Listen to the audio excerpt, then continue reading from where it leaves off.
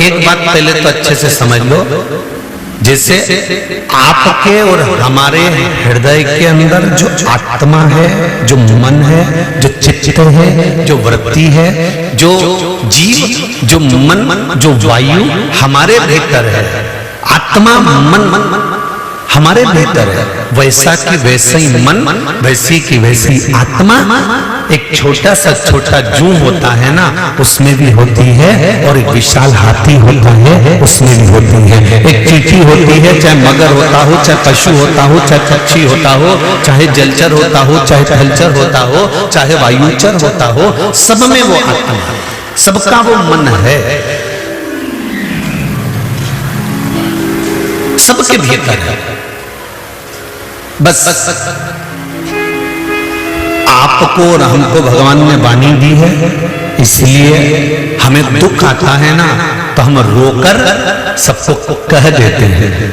पर जब चींटी, झिंगुर, खटमल, मच्छर, मछली, जलचर, पक्षी, चिड़िया, पशु, बंदर आदि आदि जितने भी जीव है ना, जब इनको कष्ट आता है ना, तो ये किसी से कह नहीं पाते, क्योंकि इनकी वाणी हम समझ नहीं पाते। ये रोते जरूर हैं, ये रोते हुए दिखते जरूर हैं। अगर इनके अंदर आत्मा नहीं होती, मन नहीं होता, तो जरा विचार करो, एक बानर का बच्चा जब मर जाता है तो बंदर दूर खड़े होकर देखता रहता है। एक कुत्ते का बच्चा मर जाता है तो माँ, उसकी माता भी आंख से आंसू बहाती है। एक हिरण का बच्चा भी मर जाता है तो हिरण भी आंख से आंसू बहाता है। एक हाथी का बच्चा पानी में फंस जाता है तो हाथी चिंगाड़ कर उसको बाहर निकालने का प्रयास करता है। एक मछली का छोटा सा बच्चा भी अगर मरता है तो मछली की आंख में आंसू बह जाता है।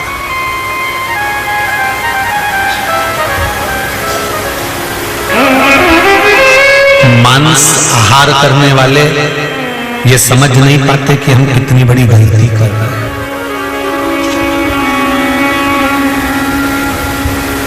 मांसाहार करने वाले ये नहीं जान पाते कि हमने कितनी बड़ी गलती करी है। ये गलती का भोग कब भोगते हैं? जब ये अगला योनि में जन्म लेते हैं। 84 लाख योनियों में जो मांस खाने वाले रहते हैं ना, इसमें जो मांस भक्षण करने वाले होते हैं, मांस खाने वाले होते हैं, इनको मादा बिच्छू का जन्म मिलता है। कौन सा? जम के बोलिए जरा। मादा बिच्छू। मादा बिच्छू कैसे होती है? अपने बच्चे को जन्म देती है। और मादा बिच्छू एक बच्चे को जन्म नहीं देती, ना जाने छोटे छोटे रूप में ना जाने कितने बिच्छुओं को एक साथ पैदा करती है मादा बिच्छू।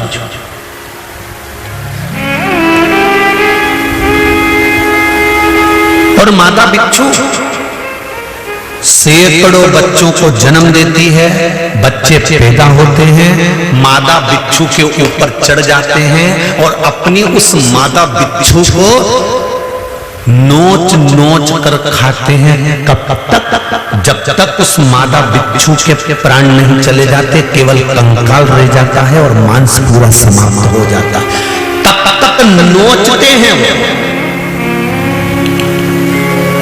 मादा बिच्छू तड़पती है,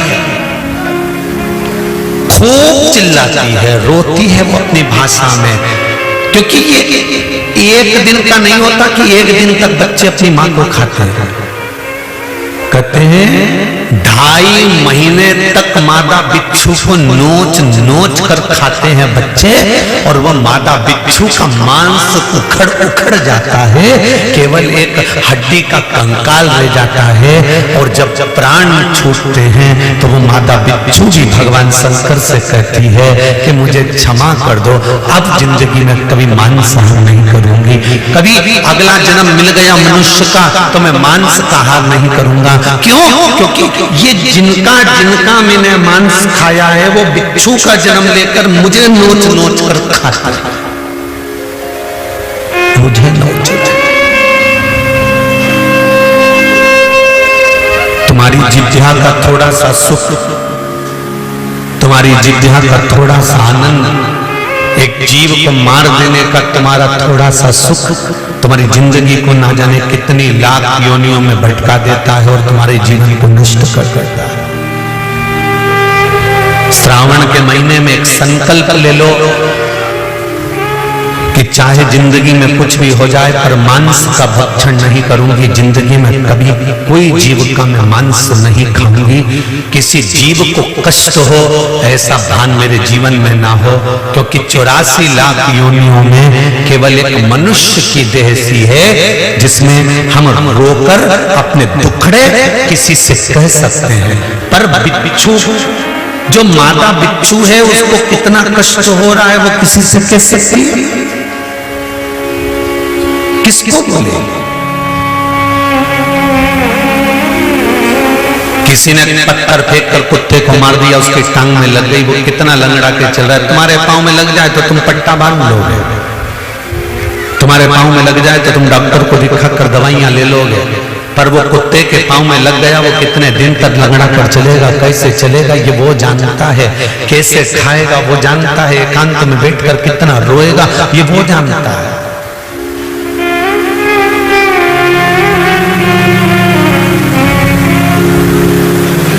ये भोग क्यों आया? कोरोना, कोरोना जैसी महामारी आई तो क्यों आई? ये दिखाने के लिए आई कि तुम्हारी मस्ती में जी रहे हो और छोटे छोटे जीवों पर तुम्हारी करुणा समाप्त हो गई। हमारे संत साधु कितना कहते थे, अहिंसा परमो धर्म, अहिंसा परमो धर्म। कोई जीव की हत्या ना हो जाए, कोई जीव को कष्ट ना हो जाए, किसी का दिल ना दुखे। ये चोरी करने वाली माताएं आती हैं, कई पुरुष लोग आते हैं चोरी करने के लिए, तुम्हारे गले का मंगलसूत्र चेन जरूर चुरा के ले जाते हैं, पर इन्हें कितनों के गले का मंगलसूत्र चुराया होगा, कितने के गलों की चेन चुराई होगी, उसके बाद भी आज भी इनकी तरक्की नहीं हुई। ये चोटी चोटी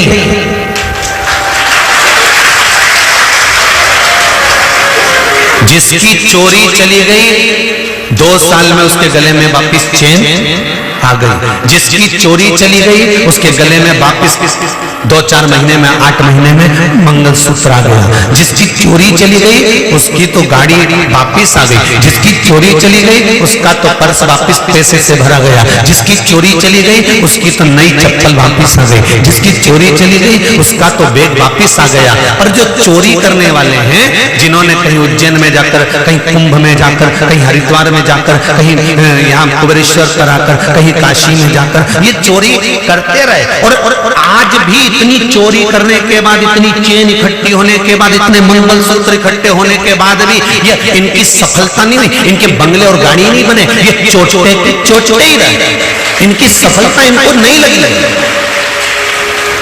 आज भी इनकी गणना चोटों में ही है। जिनका ले गए उनके गले में फिर चेन आ गई, जिनका ले गए उनके गले में फिर मंगलसूत्र आ गया। कई लोग रोते हैं, कई लोग यहाँ पर आकर कहते हैं बताओ हमारी चेन चली गई, तो हम तो उनसे कहते हैं हमने मना करा था मत पहन कर आओ, और अगर पहन कर आयो और कोई लेकर चले गया तो ये सोच लेना कि वो लेकर गया है उसकी तरक्की नहीं होगी, पर तेरे गले से अगर गई है तो तेरे गले में वापिस बाबा महादेव पहुंचा देगा, ये निश्चित है। उनको सफलता नहीं मिल सकती। कितनों की आंख में आंसू देने के बाद वो सोने की 80,000 1 लाख की चेन तुम्हें कितने दिन सुख दे देगी? जरा ईमानदारी से बोलो जी दे देगी। कोई अगर तुम तुम्हारे भाई के यहाँ गए, तुम तुम्हारी भाभी के यहाँ गए और भाभी भैया तुमको दिल से साड़ी दिलाए ना, वो भले 500 की हो 1000 की हो, वो तुम्हें सुख देगी। और भाभी भैया का मुंह भगोने जैसा फूला है और तुम आस लगा के बैठी हो कि हमारी माँ बाप का हिस्सा है, हमें तो देना ही पड़ेगा साड़ी, हमें तो देना ही पड़ेगा सामान, तो तुम माँ बाप का हिस्सा जानकर लड़ाई कर कर, झगड़ा कर कर, गुस्सा कर कर तुम हिस्सा लेकर तो आ जाओगी जीजियों, पर सुख नहीं भोग पाओ। पाओगे। इसलिए उनसे कहो कि ये धन और दौलत, ये संपदा और सत्ता, ये वैभव, ये सब अपने अपने पास में रखो। मेरे माता पिता ने जिसके साथ मेरी शादी करी है वो वर मेरे लिए किस्मत का पुण्य है, आनंद का भाव है। मेरे बच्चे मेरे लिए किस्मत और पुण्य का भाव है। तुमको जो मिला वो तुम्हारी किस्मत और पुण्य का भाव है। हमें धन नहीं, हमें मन दे दीजिए। किसी का थोड़ा सा ले भी लिया ना तो सुख नहीं भोग सकते।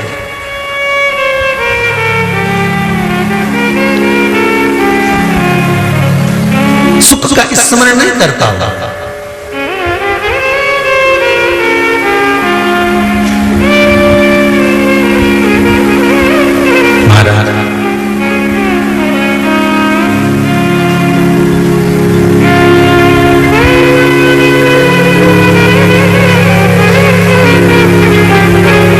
दिल दुखाकर किसी दूसरे का अपने चेहरे पर अगर प्रसन्नता लाते हो ना तो उसमें प्रसन्नता नहीं है।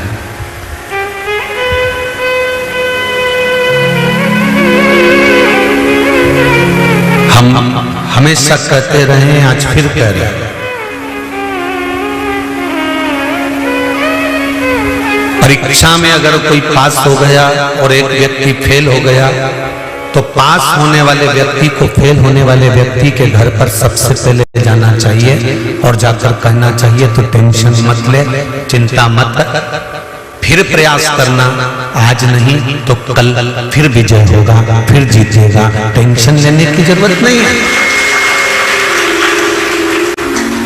उसकी कमजोरियों को नहीं दिखाना, अपना वैभव हमें किसी के सामने नहीं दिखाना।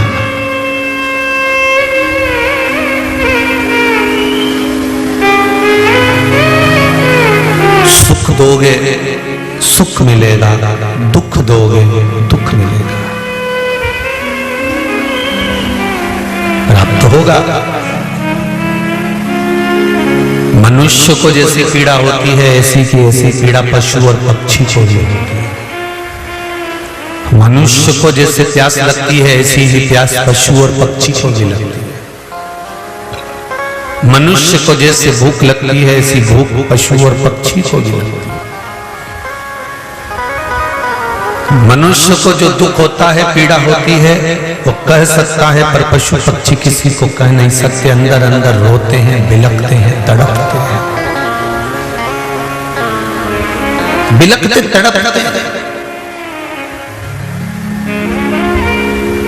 कभी देखा आप लोगों ने?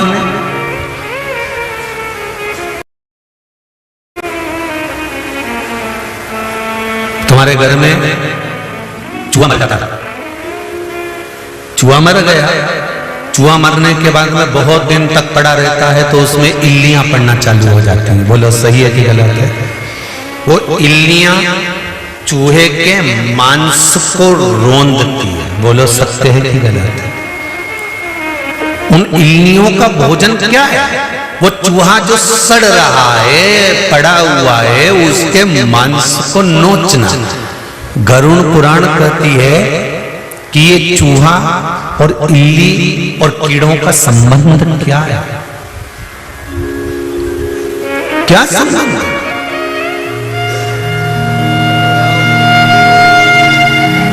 इनका ये क्या संबंध?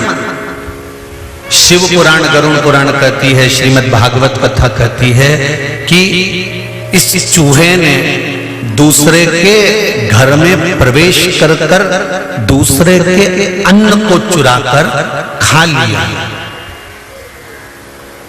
जिसके घर में प्रवेश कर कर जिसके अन्न को चुराया है उसके घर का ही कोई जीव पूर्व समय के भोग को भुगताने के लिए, कर्म के दंड को लेने के लिए इसी चूहे को नोच नोच कर खाता है।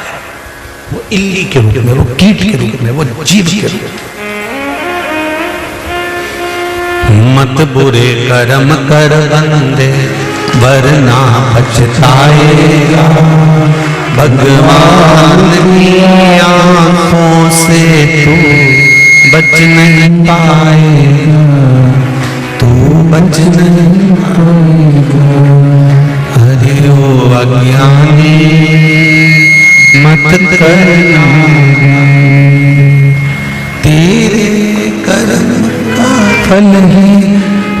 ही पाएगा, जैसा किया तूने तेरे आगे आएगा, जैसा किया तूने तेरे आगे आएगा।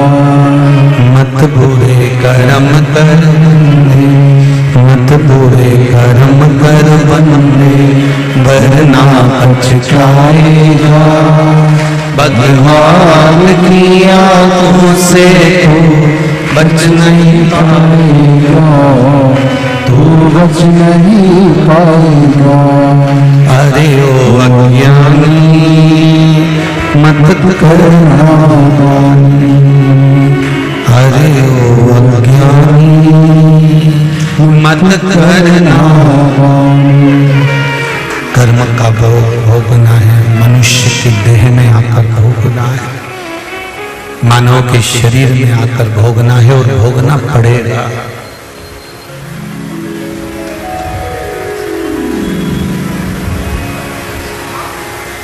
अभी भी दुख की कमी है क्या?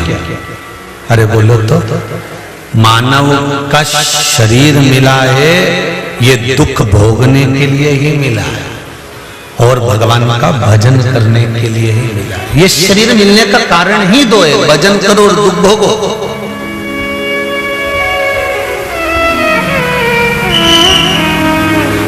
ये शरीर मिला ही काहे के लिए? भोगने के लिए। भोगना तो पड़ेगा।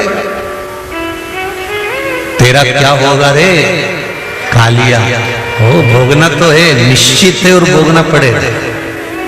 चाहे वो तुम हो, चाहे वो सियोर वाला महाराज हो, चाहे दुनिया का कोई व्यक्ति हो, चाहे बड़े से बड़े पद पर बैठ जाए, कितनी बड़ी प्रतिष्ठा हो जाए, चाहे वो कितना ही बड़ा साधु संत सन्यासी तपस्वी जोगी कोई भी, भोगना सबको पड़ेगा। अच्छा कर्म करते चलोगे तो दुख थोड़ा कटता चले जाता है, तकलीफ थोड़ी बहुत कट जाती है।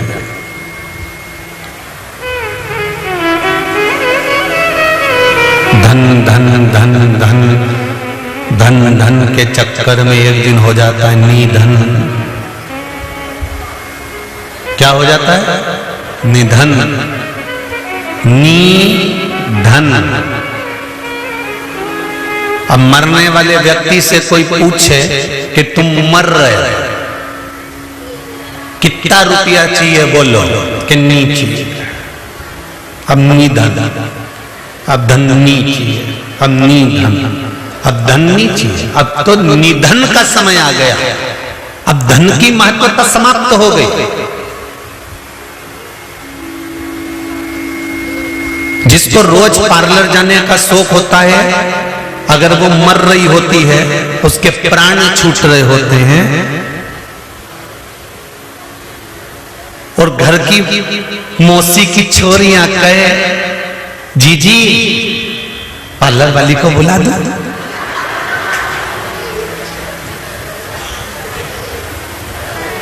मुंह में मास्क लगा हुआ है, हापड़ी भर रही है, जाने का टाइम हो गया, और मौसी की छोरियां कह रही नेहा पार्लर को बुलाऊं कि सुंदर पार्लर को बुलाऊं, गांधी रोड वाले को बुलाऊं कि चरखा लाइन वाले के बुलाऊं कि राजवाड़ा से बुलाऊं, डिजाइन कौन सी कराऊं? वो मरने वाली हापड़ी भरती भरती आंख से आंसू ढाती ढाती कहेगी पार्लर तो रोज गई पर शिव पुराण में नहीं गई, इसलिए हापड़ी लेना पड़ गई।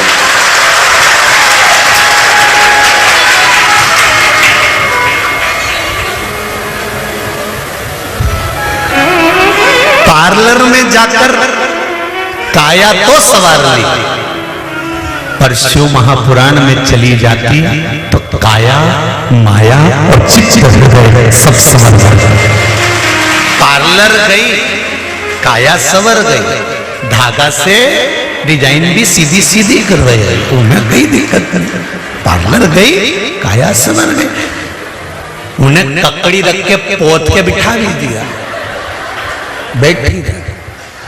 तो जैसे पार्लर वाली बिठाए वैसे ही तो सियोर वाला महाराज बिठाए कि तुम जहां मर्जी पड़े, टीवी के सामने, आस्था चैनल के सामने, फेसबुक यूट्यूब पर या कुबेरेश्वर धाम में जहां कथा हो रही है वहां, जैसे पार्लर वाली 2-3 घंटा बिठाए, यहाँ पर कथा में भी 2-3 घंटा बैठना पड़े, बस वहां और यहाँ में अंतर है। वहां एक जैसी तुम चुप बैठी रहती हो, ना हाथ हिलाओ ना पांव हिलाओ, यहाँ 3 घंटे में बाबा रामदेव का पूरा आसन लगा लो। अब यहाँ और वहां में तुम अंतर तो आता है थोड़ा थोड़ा, ऐसा नहीं है कि तो अंतर नहीं आता, पर अब अंत समय में, अंत समय प्रभु आना पड़ेगा, वचन दिया तो निभाना पड़ेगा। अब तुम अंदाजा लगाओ, अंत समय में पार्लर वाली काम आएगी कि वो कुबेर भंडारी काम आएगा? अंदाजा लगा कर बैठो। मास्क लगा हुआ है और पार्लर वाली बाल झाड़े, डिजाइन बनाए, और तुम वेंटिलेटर पर मास्क लगा के ऊपर सांस भर रहे, आखिरी, और मशीन चल रही है ऐसी ऊंची नीची, ECG बता रही, इधर से डॉक्टर BP शुगर सब नापता फिर रहा, ब्लड प्रेशर ऊंचा नीचा हो रहा, दवाई वाले दवाई दे रहे, बोतल इधर से चढ़ रही, सब काम बेकार हो रहा, और अंत समय पड़ा हुआ है। पार्लर वाली बोले मैं श्रृंगार करूंगी, इधर से बीमे वाले आकर खड़े हो गए, सिग्नेचर करवा लो, बहू को मिल जाएगी रकम। मरने वाले से पूछ लो अलमारी की चाबी कहां धरी है, वो भी पता कर लो।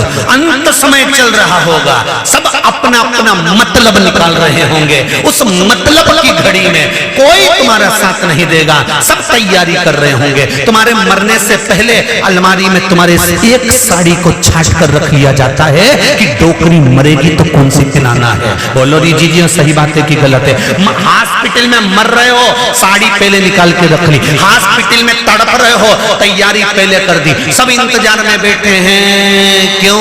अम्मा की कई स्थिति है कि अभी तो ठीक है, तो क्या ठीक है, अभी तो 2-4 दिन और जिएगी हो, तो इनने कहा बनाओ रोटी बनाओ, फिर इनने रोटी बना के जीन के बैठ गए, और जीन के बस रोटी बनी थी, और बनने के बाद तैयारी, कई इंतजार करते हैं। कोई बूढ़ा व्यक्ति त्योहार के टाइम पर बीमार पड़ जाए तो घर में फुसुर होने लगती है, दिवाली और निकालते हैं, दिवाली और निकाल दें, होली और निकाल दें, राखी और निकाल दें, भगवान ऐसा और कर देना प्रभु, बस ये त्योहार और निकल जाए, फिर भले मर जाए। और कोई त्योहार के दिन ही मर गया तो बहुवन का मुंह उल्टा भगोदा, उल्टा भगवान बहुवन, फिर अभी मरना था।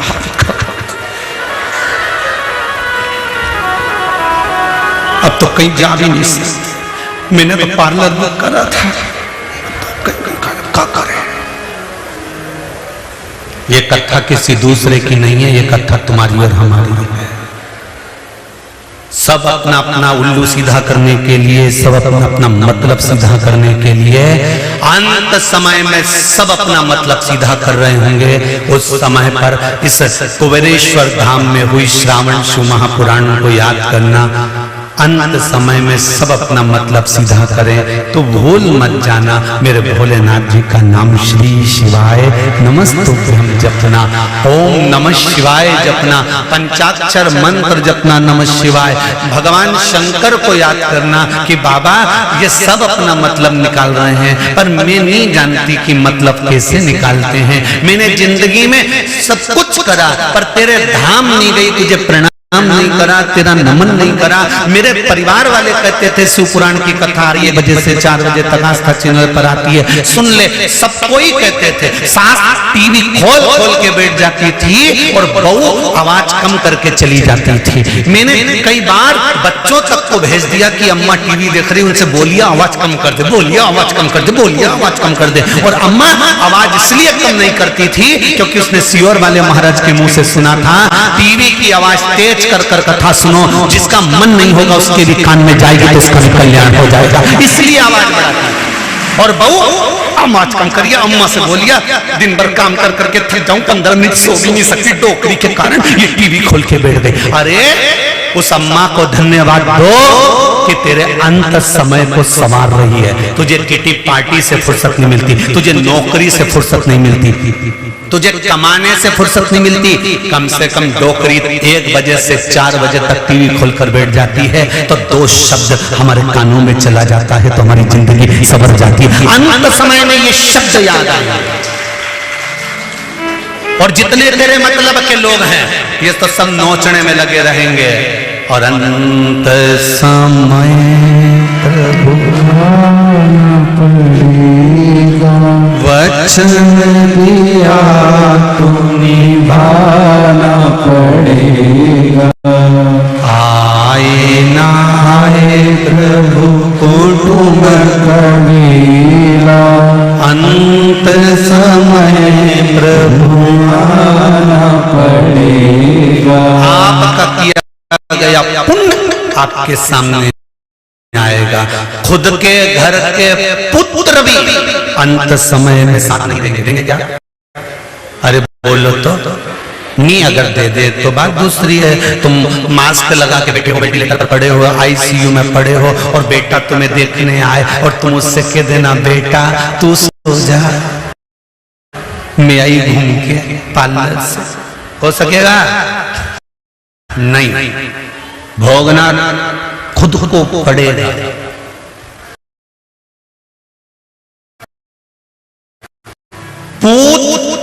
पुत्र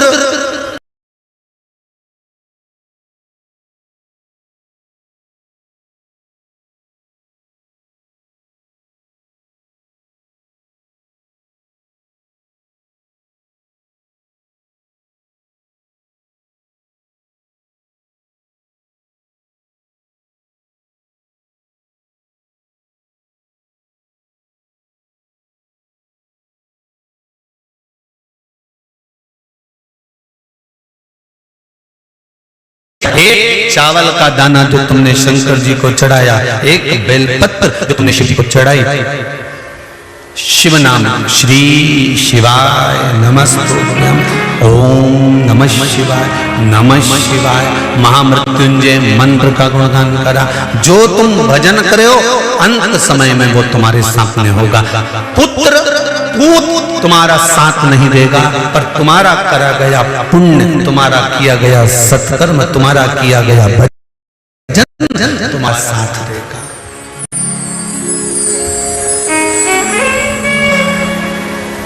कोई नहीं आया।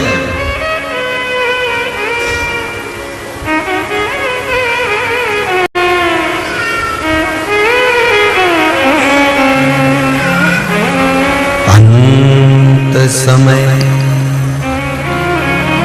महाराज कोई मैंने तेरे ही भरोसे, ओ बाबा तेरे ही भरोसे, हवा बिच उड़ती जावांगी, बाबा डोर हटो छठीला में कटी जावांगी, भोले मैं तेरी वतन, ओ बाबा मेरी वतन, हवा बिच उड़ती जावांगी, बाबा डोर हटो छठीला में कटी जावांगी। हम उसके भरोसे पर, पूरा भरोसा उसी का रखो। कई माताएं आकर कहती हैं गुरुजी मेरे बेटी का ब्याह नहीं हो रहा। हम उनसे कहते हैं जिस दिन तुमने ये कहना छोड़ दिया कि मेरी बेटी का ब्याह नहीं हो रहा, उस दिन तुम्हारी बेटी का ब्याह हो जाएगा। तुम ये कहना छोड़ दो कि मेरी बेटी का ब्याह नहीं हो रहा, तुम ये कहना चालू कर दो ये महादेव की छोरी है, महादेव की बेटी है, बस इसका विवाह तो महादेव कर देंगे, ब्याह पक्का 3 महीने में पक्का। जब तक तुम अपना कहते रहोगे तब तक महादेव उसको अपनाएंगे नहीं।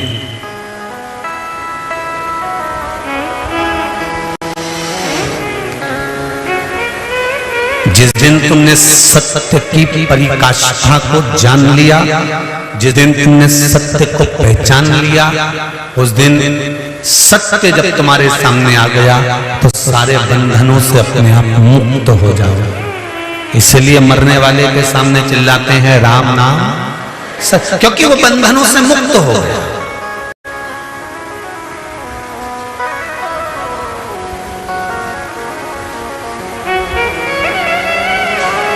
एक सेठ जी थे, वो एक बार कहीं जा रहे थे, जाते जाते एक नीम का पेड़ मिल गया। नीम के पेड़ के नीचे वो बैठे तो उनको एक छोटा सा तोते का बच्चा मिल गया। तोते के बच्चे को लिया, उनने तोते के बच्चे को पाल पोस कर बड़ा करा, खूब सेठ जी उसको बोलना सिखा दिए। तोते का बच्चा बोलना भी सीखे। सेठ जी ने अपने तोते के बच्चे को एक चीज बड़ी भारी सिखाई कि जिंदगी में तू कभी झूठ मत बोलना, सत्य बोलना। सत्य बोलता रहेगा तो सुखी रहेगा, और हो सकता है सत्य के बल पर एक दिन तू बंधनों से मुक्त हो जाए। सेठ तो धर्मात्मा था।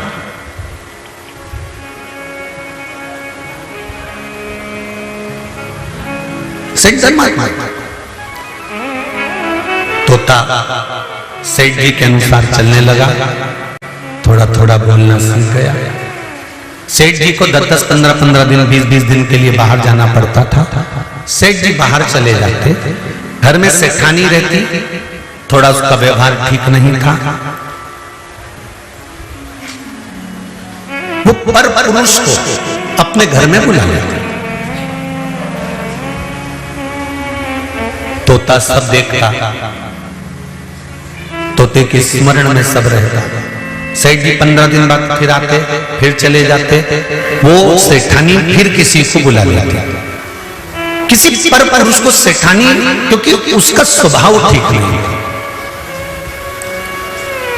उसकी दिनचर्या ठीक नहीं, बुला लेते। एक बार सेठ जी 1 महीने के लिए बाहर गए। सेठानी एक पुरुष को बार बार बुलाती, वो पुरुष इसके यहाँ आता रहता। सेठ जी 1 महीने के बाद वापिस आए, और आते से ही सबसे पहले उनको उस तोते की याद आई। तोते से जाकर मिले, तोते से कहा तोता ठीक तो हो? मिट्ठू बोला ठीक।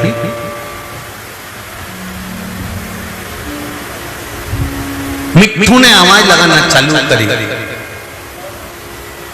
यहां एक आदमी रोज आता है। मिट्ठू तो मिट्ठू, सेठानी के कान में आवाज गई। सेठानी को लगा ये तो मरवाएगा मुझे। सेठानी ने आवाज लगा कर कहा सुनो, इतनी दूर से आयो, 1 महीने बाद आयो, चलो जल्दी रोटी वोटी खाओ। कहां तोते के पास बैठे हो जाता। फिर तोते ने आवाज लगाई, यहां तुम्हारे जाने के बाद एक आदमी रोज। सेठ जी सोचे पता नहीं क्यों बोल रहा है। सेठानी को लगा ये तुम अपने को मरवा के मानना। सेठानी को लगा कुछ ऐसा करा जाए कि ये बोलना बंद कर दे। तो सेठानी ने अनार को छीला, उसके दाने निकाल के मिट्ठू को डाले, तोते को डाले। तोता अनार खा गया। सेठ जी फिर बैठे थे, तोते ने फिर बोलना चालू करा, यहाँ एक आदमी रोज आता। फिर सेठानी गई, मिर्ची लाके डाली, मूंगफली का दाना लाके डाली, चना लाके डाली, मिट्ठू सब खा लिया। फिर बोला यहाँ एक आदमी। सेठ जी का दिमाग चला कि आखिर ये मिट्ठू ऐसा क्यों बोल रहा है, ये तोता ऐसा क्यों बोल रहा है।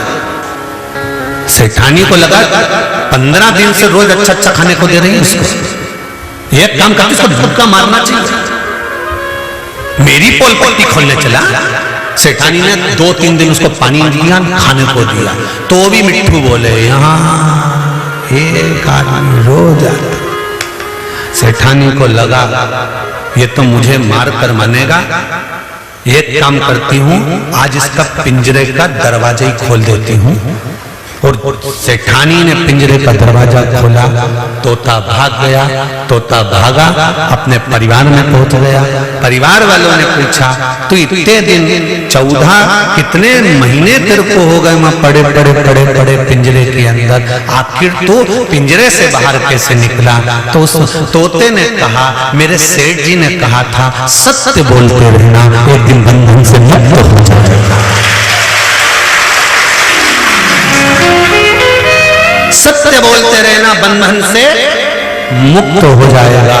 तोता कहता है, मैंने सत्य को पकड़ लिया और वो सत्य बोलता रहा, भले किसी को बुरा लगे चाहे भला लगे, सत्य बोलने में पीछे नहीं हटा, इसलिए आज बंधनों से मुक्त हो। आज मैं बंधनों से छूटा हूं। हम झूठ बोलकर